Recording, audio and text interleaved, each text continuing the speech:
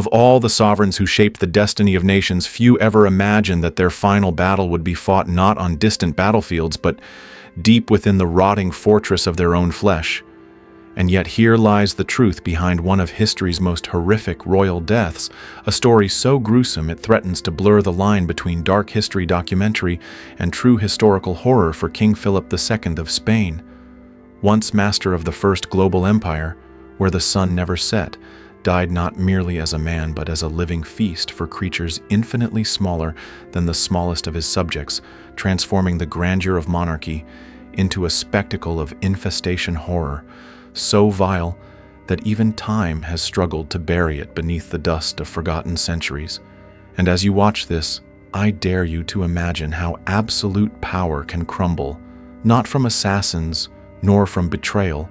nor from mighty armies, but from the relentless crawl of lice and maggots devouring royal flesh, while the stone corridors of Escorial reverberated with the moans of a king, consumed alive, his once sovereign body reduced to festering prey, in a world where neither divine right nor the armies of Christendom could save him from becoming the ultimate Memento Mori, a grotesque reminder that even rulers of half the world can fall victim to the same natural laws that reduce commoners and emperors alike to dust and decay. This is the true story behind the demise of King Philip II, a tale so macabre it defies belief, laden with pus-rotting flesh, relentless agony, and a stench that overpowered perfumed halls. A death so protracted, so humiliating, that even his political enemies whispered that perhaps God himself had rendered judgment for what could be a more fitting irony than the most Catholic king, the iron fist of the Counter-Reformation, becoming a living hive for vermin, his wounds seething with worms, while the Spanish summer sun baked his royal chamber into a putrid oven, until in the end Philip II, who once held dominion over continents, could not command even the smallest of creatures to leave his body, leaving us to wonder, is there any throne so mighty it can keep death and decay at bay? Or is all power ultimately nothing but an illusion destined to collapse under the inexorable tide of nature's cruelest truths?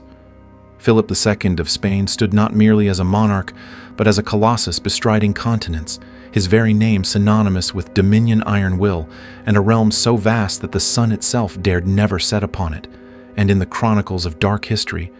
documentary and true historical horror, few figures wielded power so absolute, so intimately entwined with the pulse of an empire, for he was the son of Emperor Charles V, heir to a legacy carved in blood and faith, ruler over territories stretching from the opulent riches of the Americas to the windswept archipelagos of the Philippines lands, whose very nomenclature echoes his own regal identity, and under his gaze the oceans became highways for gold, silver, and ships bristling with cannons as if he commanded not only nations but the elements themselves. Yet behind the burnished glow of his triumphs lurked shadows for Philip. Though hailed as God's chosen champion, bore a mind perpetually racked with suspicion, cloaked in ritual obsessed with the divine right of kings, and driven to defend Catholic orthodoxy at any cost, pouring mountains of silver into the grinding gears of the Counter-Reformation, dispatching the mighty armada against England in a crusade soaked in salt and storm, and unleashing a merciless reign of terror against Protestant heretics, all while presiding over a court whose etiquette grew so rigid and suffocating that even the air seemed compelled to bow in silence. And here lies the paradox that makes this true historical horror so compelling and ripe for viral curiosity. The same man whose single word could condemn thousands to burn at the stake, whose imperial reach threatened to throttle Europe into submission, would in his final days find himself powerless against forces infinitely smaller and infinitely crueler creatures. No army could defeat creatures whose swarming presence would transform the royal bedchamber into a living tableau of infestation horror, a place where the scent of sanctity and incense would drown beneath the tide of putrefaction and buzzing wings, proving with brutal clarity that power, no matter how supreme, can become a fragile illusion when measured against the relentless dominion of nature and decay. And as we step further into the labyrinth of Escorial, where stone walls witness triumph and agony alike, remember this: the mighty sun may never have set on Philip's empire, but it would soon begin to set upon the body of the king himself, heralding a descent into a nightmare so vile, so festering that it would challenge the limits of human endurance, and that is precisely where our tale now leads. But as the sun blazed high over the spires of Escorial in the spring of 1598, the mighty Philip II, who once commanded fleets and armies and bent the map of the world to his will, began to feel his seemingly invincible body betray him in ways that no fortress wall nor divine right could repel. For this is the dark corner of true historical horror, where the grandeur of monarchy collides with the gruesome realities of mortal flesh. And though the chronicles of power often celebrate conquest and dominion, they rarely linger upon the hidden agony festering beneath regal robes. Yet it is precisely here that our story grips us with its chilling hold for Philip, then 71 years old, a considerable age in a time when mortality stalked. Every corridor had long been plagued by gout, a relentless torment that had gnawed at him since his 30s, twisting his fingers and toes into gnarled, rigid claws, leaving him struggling to grasp pen or sword, transforming each step into an exercise of exquisite pain. And as the years ground on the disease, spread its cruel dominion from his extremities to his knees, wrists, and shoulders, until the king who ruled half the world found himself increasingly bound to a wheelchair, held captive by a body that refused to heed the commands of its sovereign master. And yet Philip's legendary work ethic persisted, for even confined to a chair, he insisted upon reviewing every dispatch, every plea, every document of state, sometimes scrawling the single word, "No," a royal verdict capable of deciding the fates of thousands across his sprawling empire. And herein lies the viral paradox that hooks our modern obsession with dark history and historical true crime. The king who orchestrated wars and inquisitions with a flick of his quill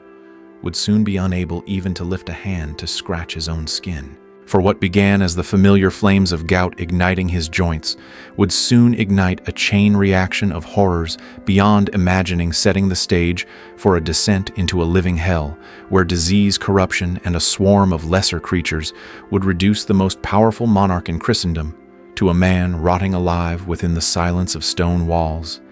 And as the summer of 1598 crept closer, bringing with it heat, pestilence,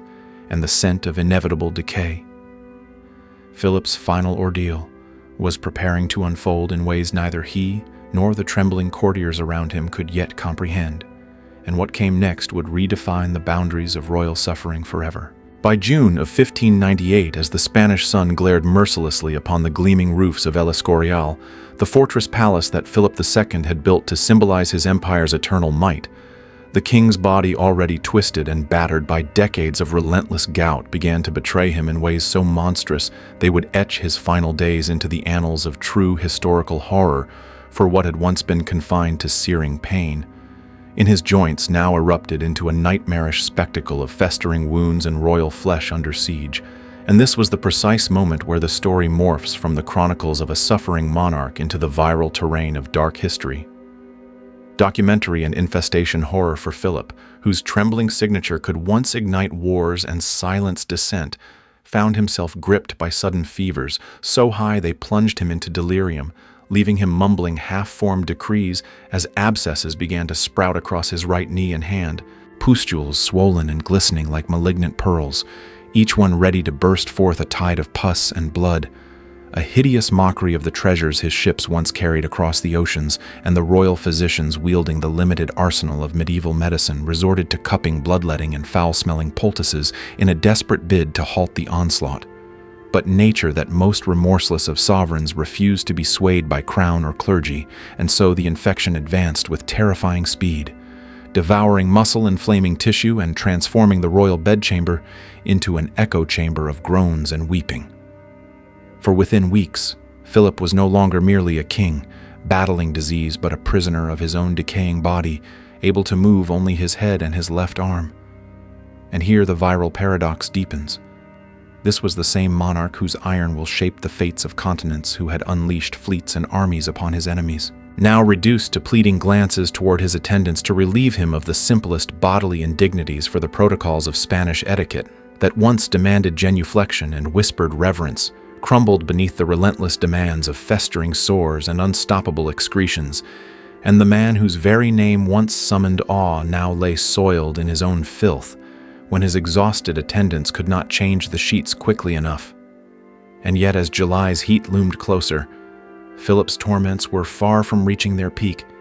for even as the king struggled to retain a shred of dignity amid the cascading humiliations of his physical collapse,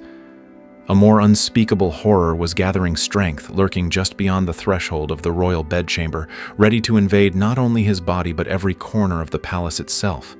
And it is into this teeming nightmare that our journey must now descend. As the furnace of the Spanish summer reached its cruel zenith in July of 1598, the suffocating heat pressing down upon the stone walls of El Escorial, like the weight of divine judgment, King Philip II's ordeal escalated into a spectacle so vile, it secured his place not only in the annals of royal history, but in the deepest vaults of true historical horror, for the abscesses that had first blossomed on his knee and hand multiplied with terrifying ferocity, erupting across his chest, groin and legs, each one a glistening pustule threatening to split and spill their foul cargo of blood and yellow matter, transforming the sovereign body into a map of seeping wounds. And it was said that the stench emanating from these suppurating sores grew so intense that even the most loyal courtiers' men, who would have gladly faced cannon fire in their king's name, were forced to press perfumed cloths to their faces as they passed the royal chamber. For the corridors of El Escorial no longer smelled of incense and polished marble, but of rotting flesh, a harbinger of infestation horror that would soon breach all boundaries of human endurance. And yet, even amid this ocean of suffering, Philip's mind remained cruelly intact, lucid enough to comprehend the full humiliation of his transformation from the omnipotent ruler of Christendom into a creature helplessly pinned beneath his own festering skin, a prisoner unable to move, unable even to protect himself from the ceaseless trickle of sweat soaking his bedding and creating the perfect breeding ground for an army of horrors to come. And therein lies the viral paradox that grips dark history documentary enthusiasts and fans of historical true crime alike. The king whose word had sentenced countless heretics to flames was now condemned by his own body to a torture so unending and grotesque that it defied imagination for Philip himself. Aware of the noxious tide rising within his chamber, ordered the windows kept firmly shut. Not out of concern for his comfort, but so that the royal stench might not offend the courtiers and foreign dignitaries outside a grim testament to the iron grip of etiquette, even in the face of mortal decay. But unbeknownst to Philip and those trembling servants who attended him, the real nightmare was yet to be unleashed, for lurking in the shadows, waiting for the precise moment to strike, were creatures so small and yet so relentless that they would transform the king's final weeks into a living hive of vermin. A grotesque theater where the clash between absolute power and absolute vulnerability would reach its most horrifying crescendo. And it is to these crawling invaders and the unspeakable horrors they brought that our story must now turn. And then, in the suffocating haze of early August 1598, as the sun scorched the rooftops of El Escorial into blazing mirrors of heat, the horrors that had been lurking at the edges of Philip II's sickbed finally breached the last fragile barriers of royal dignity, ushering this tale from the realm of dark history documentary into pure, unspeakable infestation horror. For amid the sweltering air and sweat-soaked linens, the first lice made their appearance, tiny harbingers of a catastrophe that would devour not only the king's flesh but the very sanctity of his royal chamber. And whether these crawling parasites arrived borne on the clothing of a servant or emerged from the filth-soaked bedding that clung to Philip's oozing sores remains a question lost to history. But what followed is a scene so vile it demands retelling, even as it claws at the edges of human revulsion, for the lice finding in Philip's pus-drenched wounds and his immobile, burning skin a paradise of warmth and blood began to swarm with such ferocity that no amount of cleansing could keep pace, and contemporary witnesses recorded the horror with words that read like pages torn from a viral true historical horror script, describing how lice bred within the royal legions themselves, appearing to crawl forth from the king's own flesh as if his body had become a hive of living corruption. And so relentless was this crawling tide that special attendants were tasked solely with removing lice from Philip's skin, collecting them by the handful, only to see fresh swarms emerge hours later. And herein lies the viral paradox that captivates modern viewers, hungry for tales of gruesome royal demise. The king who once commanded the destruction of fleets and the burning of heretics now lay reduced to a trembling husk, his body not merely diseased but alive with vermin. For the lice were but the prelude, the opening act of an even darker horror lurking in the shadows. Because as the lice feasted upon his blood and the dead tissue of his unhealing sores, a more ghastly invader prepared to arrive, one that would make the presence of lice seem almost merciful by comparison. For soon the writhing white forms of maggots, larvae of common flies drawn by the putrid perfume of rotting flesh would hatch within the king's wounds and crawl forth in a spectacle of infestation horror so shocking that it blurred the line between the natural and the obscene. And it is to this next chapter where Philip's body becomes not merely the seat of royal authority, but the breeding ground of wriggling worms, and a theater of relentless decay that our story now must descend. It was in those relentless August days of 1598, when the sun blazed over the stone courtyards of Escorial, like the wrath of an unforgiving deity, that the horror-stalking Philip II surged past all conceivable boundaries, plunging this narrative from dark history documentary into the deepest pits of true historical horror. For as the lice continued their insatiable feast upon his scabbed skin, a far more grotesque adversary made its ghastly entrance, and if ever there existed an image destined to dominate the annals of viral infestation horror, it is surely this Maggots.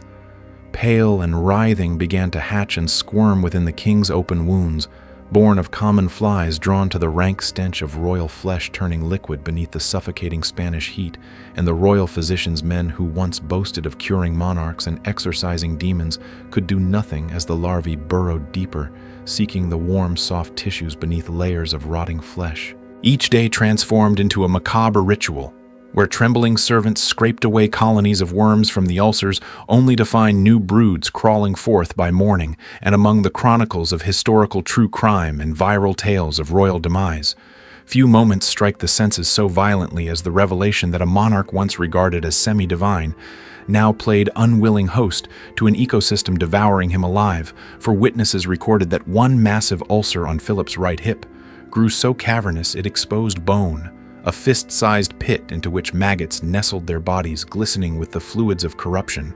while attendants removed from this wound alone enough putrid matter each day to fill 2 silver basins, an image so shocking, so unrelentingly graphic that it has persisted for centuries as one of the most grotesque episodes in royal history. And herein lies the viral paradox that grips modern audiences hungry for tales of grim downfall. The king whose empire stretched across oceans, whose power burned heretics at the stake, now lay reduced to a twitching husk. Each gasp of breath accompanied by the squirm of worms beneath his skin, his regal body transformed into a living hive of vermin. And yet the nightmare did not end there, for flies drunk on the scent of festering wounds began to lay eggs not only in the king's flesh, but in the moist cavities of his nose, ears, and mouth, invading the very sanctum of his being, until Philip, once a man of thunderous commands and iron decree, could do nothing but lie trembling and helpless as insects explored the dark corridors of his orifices, and as the agony deepened and the royal screams echoed through stone halls. One devastating truth became impossible to deny: that the most powerful monarch of his age was being consumed inch by inch while still drawing breath. And yet even this horror was not the final crescendo of Philip's living torment, for the full collapse of his regal body and the dark legacy it would leave behind was still waiting in the feverish shadows to claim its terrible dominion. By the time August surrendered its blazing reign to the oppressive stagnant air of early September 1598, the horror that had seized Philip II's royal flesh had evolved into a monstrous spectacle, transforming this chronicle from a mere dark history documentary into a relentless torrent of true historical horror and infestation. Horror destined to echo through centuries, for while lice crawled and maggots writhed in obscene abundance, a new cascade of royal afflictions surged forth with a cruelty that seemed almost supernatural, as though nature itself were exacting a final devastating vengeance on the king who had dared to believe his rule stretched as far as the sun. For the constant pressure of Philip's immobile body, pinned motionless amid sheets soaked in sweat, and pus birthed monstrous bed sores so deep that they gnawed through layers of skin and fat and muscle until the royal bone lay exposed to the fetid air. And chroniclers recorded in horrified detail how one cavernous ulcer on his right hip grew to the size of a man's fist, a gaping maw exuding streams of putrid fluid, so copious that attendants scraped from its depths enough corrupted matter each day to fill 2 silver basins. A scene so vile it would not seem out of place in the annals of the most shocking historical true crime. For this wound alone became a breeding ground, a dark nest where maggots multiplied faster than human hands could remove them, burrowing deeper into Philip's living tissue, and some witnesses insisted that these creatures, disturbed by the probing of physicians, would retreat deeper into the royal flesh, vanishing into tunnels of decay, as if determined to consume the king from the inside out. And herein lies the viral paradox that sears itself into the memory of modern audiences addicted to tales of gruesome royal demise, that Philip, once the terror of Protestant Europe, whose word could summon armadas and incinerate heretics, now lay reduced to a spectacle of living corruption, his screams echoing through the silent stone corridors for each attempt to shift his broken body, unleashed excruciating agony, and yet despite the flesh dissolving from his bones and the insects feasting upon him, Philip's mind remained pitilessly lucid, his consciousness forced to witness every moment of his own disintegration until the royal bedchamber itself seemed transformed into a tomb, where a king still living rotted away by inches. But even as this macabre theater of decay reached its grotesque crescendo, the final phase of Philip's agony crept ever closer, for beyond the agony of torn flesh and vermin, an even darker shadow loomed, heralding the systemic collapse of the monarch's entire body. And it is toward this final descent where the line between life and putrefaction blurs to nothing that our harrowing tale must now advance. By early September 1598, as the merciless Spanish summer showed no sign of relenting, and the stone walls of El Escorial trapped heat like the vault of a blazing furnace,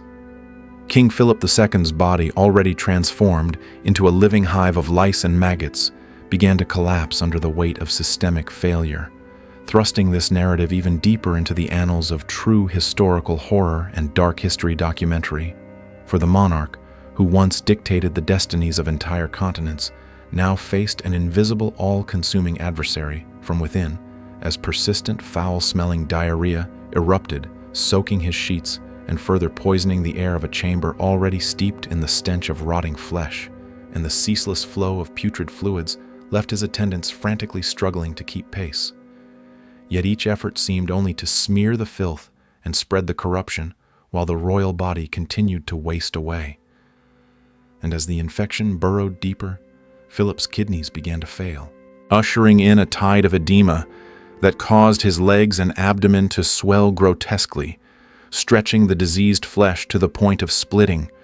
creating new gaping wounds that offered fresh sanctuaries for the relentless vermin, and royal physicians, desperate and shackled by the cruel limits of humoral medicine, inflicted further torment upon the king, applying caustic substances and bloodletting in vain attempts to purge the royal body of imagined poisons.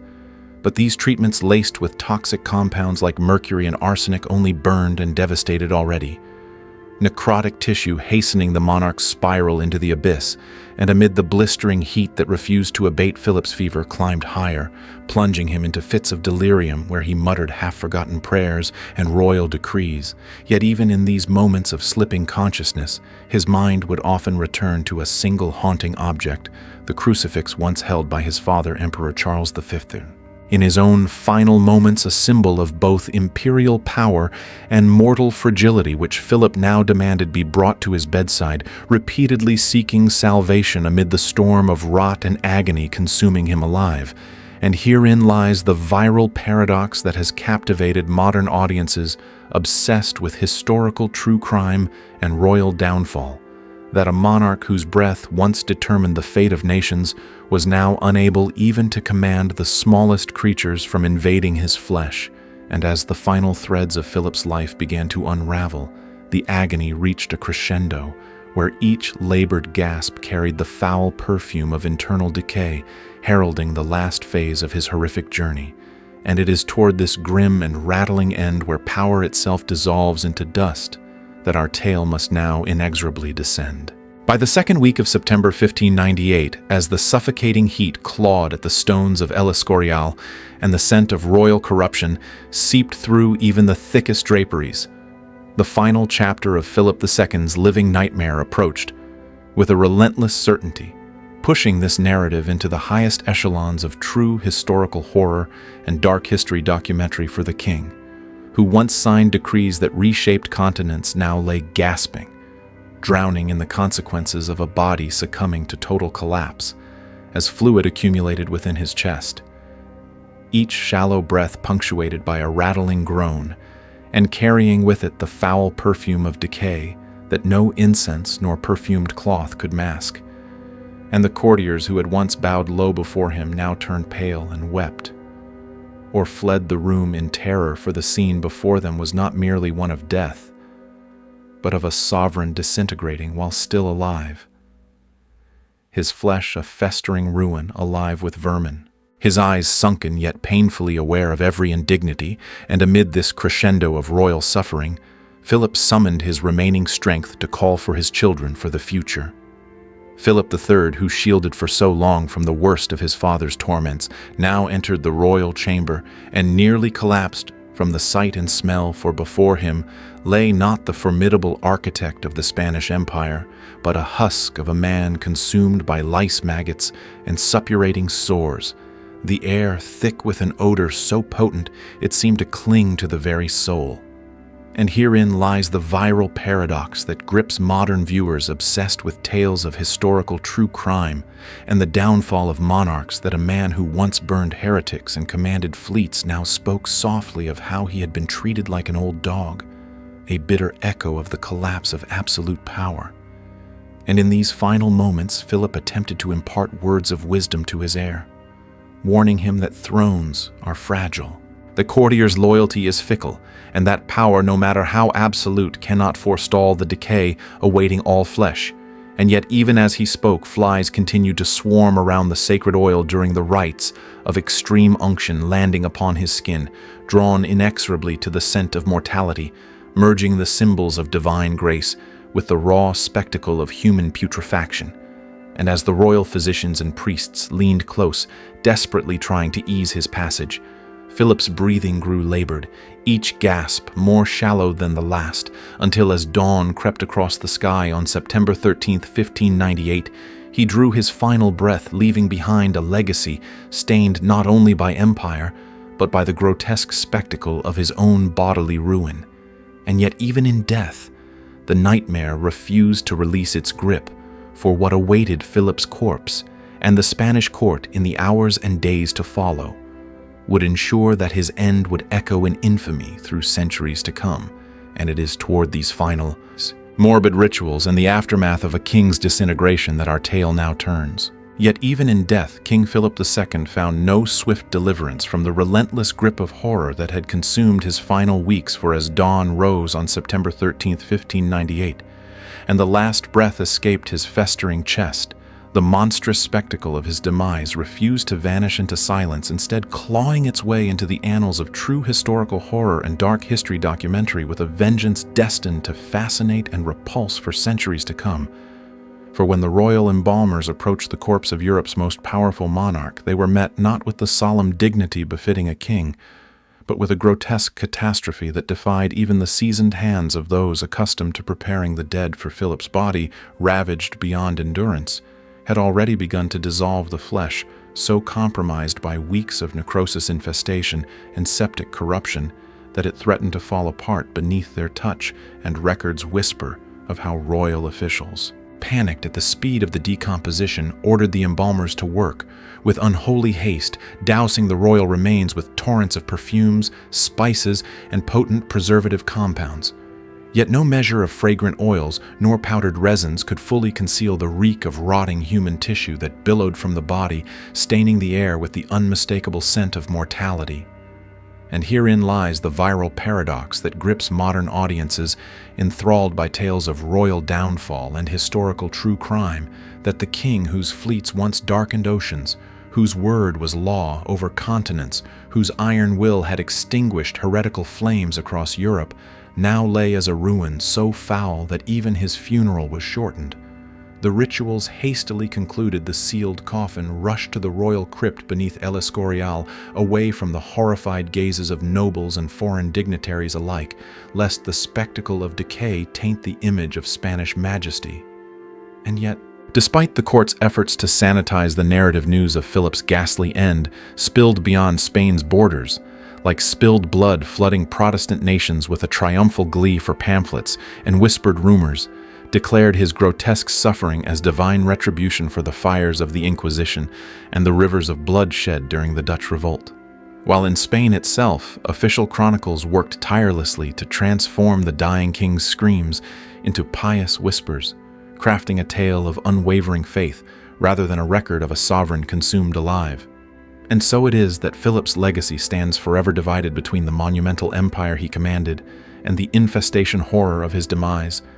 But beyond the scurrying lice and writhing maggots, beyond the swiftly sealed coffin and perfumed shrouds, one truth remains unshakable, that this death was not merely an ending, but a profound reminder of the brutal democracy of decay. And it is toward this deeper reckoning, where history meets philosophy and kings are reduced to dust, that our story now draws inexorably closer. For in the end, it is not merely the scale of Philip II's empire that haunts us, nor the gleaming galleons laden with silver crossing oceans beneath banners of the cross, but the staggering irony that the monarch who once seemed so colossal, whose authority eclipsed borders, and whose gaze held the fate of nations, was at last conquered by adversaries invisible to the naked eye. And therein lies the viral paradox that fuels our fascination with dark history documentary and true historical horror, that the same king who unleashed the fires of the Inquisition, who dispatched armadas to humble nations, and who proclaimed himself the champion of Catholic orthodoxy, died not amid splendor or the righteous hush of sanctity, but in a theater of decay so grotesque that centuries cannot fully wipe it from human memory. For what makes Philip's demise resonate so powerfully in our age of viral content and SEO-driven curiosity is not merely the shocking spectacle of lice maggots and wounds exuding corruption, but how it inverts the myth of royal invincibility, revealing with surgical precision that power, even when it seems absolute, is but a fragile illusion. For as historian William H. Prescott observed, "No amount of power or wealth could purchase exemption from the physical laws to which all mortality is subject, and this grim truth hits harder still in a world obsessed with celebrity legacy and the hunger to be remembered, because Philip's legacy, though monumental in architecture and empire, has become overshadowed in popular imagination by the revolting details of his end, a phenomenon that speaks to the viral nature of human curiosity. For the king who sought to immortalize himself through conquest and faith is today immortalized in countless retellings, not as the sovereign who held dominion over continents, but as the monarch who became a living hive for vermin, his body devoured while he still breathed. And so, as modern creators and viewers alike gravitate towards stories labeled most horrific, royal deaths, infestation, horror, and true historical horror, it is Philip's festering decline that surges back into the spotlight, reminding us with shocking clarity that history's harshest judgment often lies not in how power is wielded, but in how it is lost, for the distance between the grandeur of a throne and the indignity of rotting flesh is far narrower than we dare to admit. And it is this chilling proximity, the razor's edge separating a sovereign's glory from the crawling darkness of decay, that ensures Philip II's story endures, echoing like a macabre refrain through the corridors of time, compelling us to confront the ultimate truth that kings and commoners alike must bow before the same relentless laws of nature, destined each in their turn to become nothing more than dust. So as we close the final chapter on the life of King Philip II, let his grotesque downfall echo as more than just morbid curiosity, but as a piercing memento mori for us all, reminding us that power, wealth, and titles are no shield against the inexorable creep of time and decay. For even those who ruled half the world can become little more than flesh for worms. And perhaps the true lesson Philip's story offers is this, that in a world obsessed with invincibility, it's the humble acceptance of our mortality that frees us from fear. So I ask you, what do you think this monstrous royal demise reveals about the illusions of power and the fate we all share? Leave me your thoughts in the comments below. Save this video to revisit the chilling truths it unveils. And don't forget to subscribe for more dark history documentaries and true historical horrors that peel back the veil on the past's most shocking secrets. Because the next story might just be even more disturbing and you won't want to miss it.